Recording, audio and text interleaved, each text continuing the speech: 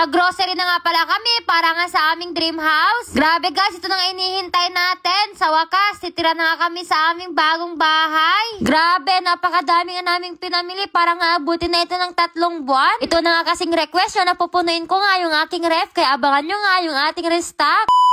Hi guys! It's me, your Ilocana girl, Miss Igado. Ngayong araw ay mag-grocery nga pala tayo. Ito na nga yung pinaka-request ng lahat na lagi nilang sinasabi sa akin na mag-grocery na, mag-restock na sa ref. Kaya naman ito na nga guys, ito na makapaghintay. Mapapadami ata yung bili namin ng bebe ko ngayon Ito na nga yung unang-unang grocery nga namin para nga sa aming bagong bahay. Kaya naman ito todo natin to guys. Grabe, parang dati lang umuutang lang tayo sa tindahan noon ng pang-sardinas na pangkain natin. Pero ngayon nakakapag-grocery na nga tayo ng pagkadami-dami, kaya thank you kay Lord. Thank you nga din sa mga sumusuporta sa amin ng bebe ko. First time ko nga lang din guys na makasama nga yung bebe ko na mag-grocery. Sana palagi ko na nga siyang kasama pag mag-grocery kami. Lahat nga naman nagugustuhan namin ay kinukuha na nga lang din namin. Madami-dami na lang din mga kinukuha namin para nga may mga stock kami. Pag may bisita nga din, hindi na nga kami lalabas para bumili. Itong bebe ko nga, dampot nga ng dampot ko ng mga pinagbibili niya. Ang dami pa nga kulang guys sa aming bahay nga, kaya naman pinagbibili na nga namin dito. Nakakita pa nga ako dito ng paggabot ng ormot. Dampot dito, dampot dyan. Feeling ko magkakadiabetes kami. Paano ba naman kasi napakadaming sweets. Puro matatamis yung mga pinagbibili namin. Puro chocolate. Okay lang yan guys. Cravings namin yan ng bebe ko. Dati kasi guys hindi nga kami nakakatikim ng ganto. Pero ngayon nga, bang may pera tayo, syempre, tikim-tikim nga. Dan yung mga hindi natin natitikman noon.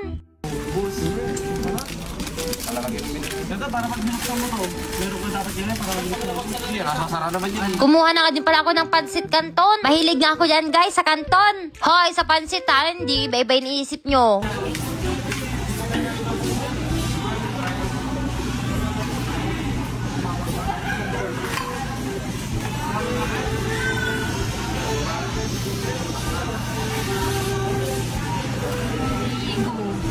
Totoo nga yung sabi nila, pag nandito ka na nga, di mo na alam kung ano mga bibilhin mo. Basta dampot ka lang na dampot. Hinyamit dun. Magre-restock na din pala kami ng mga manok, mga baboy, ganon. Syempre, mga danay paglutuan natin guys, doon na tayo magluluto. Mag-cooking in a mess na tayo. Itatry na nga din natin magluto-luto. Para naman mas lalo ma-inlove sa akin yung bebe ko. Tapos bilan tayo ng iPhone 17. Hi! Guys, abangan yung i-restock namin sa may ref namin ha. Kaya ang dami kong pinagbibili. Dahil sa inyo yan Sabi nyo kasi mag-restock ako. Alam nyo ba, first time ko mag-grocery na naka-5 cart. Grabe. Napakadami. 5 cart. Apo, Diyos ko. Awan man kwarta. Nagbulagat kami mantipurawan. Mamumulubi kami dito guys. Napakadami na yung pinamili. Parang mali ating desisyon ni bebe ko na magkasama kaming dalawa mag-grocery. Grabe. First time ko din mag-grocery na ganyan kalaki yung aming babayaran. Awan yan. Awanti kwartan. Okay lang yan guys. Deserve naman namin to. Syempre, gagaslight namin yung sarili namin sa sobrang laking gastos namin. Pang 1 buwan na nga to or 2